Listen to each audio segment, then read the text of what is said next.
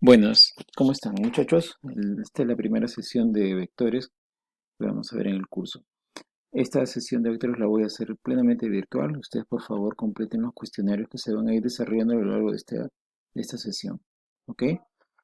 Al finalizar la sesión debe ser capaz de determinar magnitudes que son representadas por un vector, cómo representarlo geométricamente. El estudiante debe ser capaz de escribir un vector por sus componentes y realizar operaciones con ellos.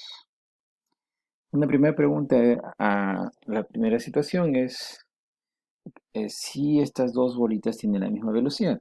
Fíjense que el movimiento es uniforme, ah, tocan a las paredes en el mismo instante, y si es uniforme, digamos, no debería esperar.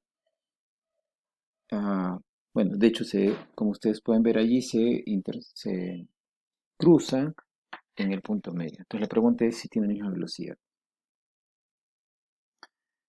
Bueno, entonces esto nos va a permitir definir lo que es una magnitud escalar y lo que es una cantidad escalar y una cantidad vectorial. Las cantidades escalares únicamente están definidas por un valor numérico y las cantidades vectoriales van a estar definidas por una cantidad numérica y adicionalmente vamos a hacer una dirección.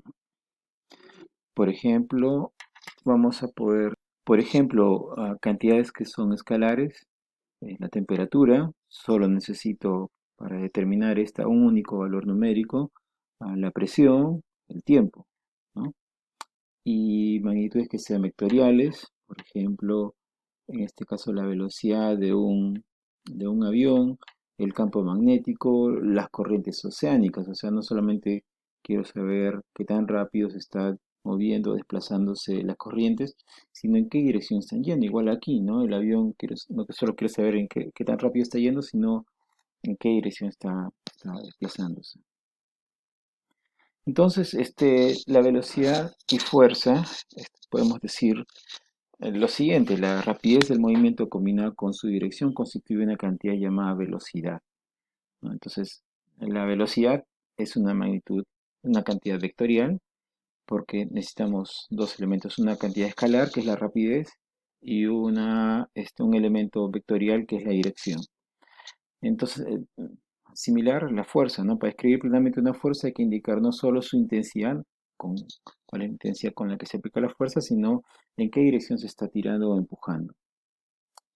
Bien, entonces dejemos, a ver, les pediría por favor que completen esta actividad y que ustedes puedan decirme si es que es una magnitud escalar o vectorial. Am, Insertaré, ustedes van a ver seguramente en el video un código para que puedan completar esta actividad. ¿De acuerdo? Muy bien. En lo que sigue, del mismo ejemplo, vamos a ver algunos ejemplos. ¿Cuál de estas podría ser no una cantidad vectorial o si es escalar? Entonces, por favor, completen estas preguntas. Entonces, definamos lo que es un vector. Un vector, la definición de un vector la puedes encontrar en diferentes ámbitos, en, digamos, en salud, en informática, en física, ¿no es cierto?, en matemática también. Entonces, pero bueno, una definición que es bastante común es la siguiente: un vector es una cantidad que tiene tanto magnitud como dirección. Yo diría que también un vector es un objeto matemático que tiene dos elementos, ¿no? El primer elemento es la magnitud un elemento llamado magnitud, que me da el tamaño de esta cantidad, y el otro elemento es la dirección. Cuando las cantidades físicas se pueden representar con un solo número real, se denominan escalares, ¿no? Como habíamos dicho, la temperatura, la presión son cantidades que son escalares. Y la magnitud, ah, bueno, permítame recordar aquí que un vector lo voy a representar por una letra y en su parte superior por una flechita orientada. Y la magnitud la vamos a representar simplemente la misma letra, sin la flechita orientada, ¿no? Y también lo podemos indicar así con dos barritas que representa el valor absoluto, el módulo, la magnitud de este vector. ¿Ok? Bien, un elemento clásico usado para en el tema de vectores es el desplazamiento, ¿no? Y el desplazamiento no es nada más que el cambio en la posición de un punto.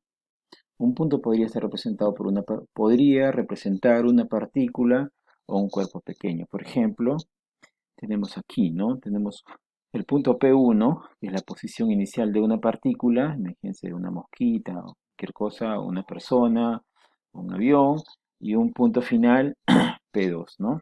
Entonces el desplazamiento es el vector que es trazado desde el desde la posición inicial hasta la posición final, y la trayectoria es una curva que no necesariamente coincide con el desplazamiento, ¿no?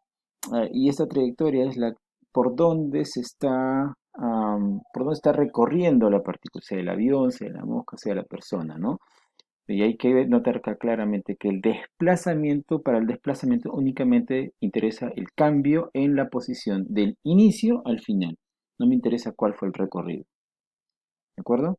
Entonces, por ejemplo, una primera pregunta podría ser, ¿qué información me proporciona aquí el Google Maps cuando uno quiere ir desde la universidad hasta el Arcomar, ¿no? Tenemos diferentes recorridos. Tenemos el tiempo que me demandaría recorrer esta distancia de 1,7 kilómetros si tomo pues esta ruta, y, ¿no? Como ustedes pueden ver, son diferentes rutas, ¿de acuerdo? Entonces, tenemos que diferenciar entre la noción de distancia, trayectoria y desplazamiento. La distancia desde la UTEC hasta la coma es la longitud del segmento que une estos dos puntos, ¿no? La trayectoria es la ruta que uno sigue eventualmente para llegar desde el punto inicial hasta el punto final. Y el desplazamiento es este vector que señala el cambio del punto inicial al punto final, que aquí pues, habría que discutir si es que tenemos ese vector de desplazamiento. Y esa es la pregunta que voy a completar en el siguiente Menti. ¿Qué le falta al gráfico para poder calcular el desplazamiento? Pues respondan allí. En el enlace que les va a aparecer pueden responder. ¿Cuál es el desplazamiento del UTEC C del punto C al Arcomar y cuál es su magnitud, ¿no? Entonces ustedes pueden hacer ese ejercicio. El vector, algo que me faltaba indicar aquí, es que, bueno, pues ustedes eso lo pueden revisar cómo se hace el cálculo de vectores. En la bibliografía señalada, ustedes pueden ver cuál es ¿no? Entonces, para calcular el vector desplazamiento necesito las posiciones inicial y final y representar esa posición, ese cambio en la posición como simplemente la diferencia, ¿no? Déjenme mostrarles aquí. Bueno, primero traten de resolverlo. Ok, supongo que lo han resuelto, entonces veamos ahora cuál es este vector desplazamiento. Entonces tenemos aquí en principio la posición inicial y sus coordenadas.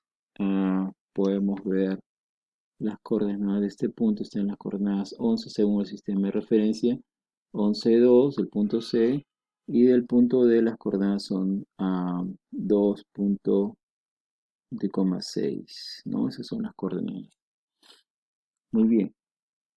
Entonces, el cambio en la posición sería la posición, vamos a indicar acá el vector posición D menos el vector posición C. Ese debería ser el desplazamiento, el vector desplazamiento.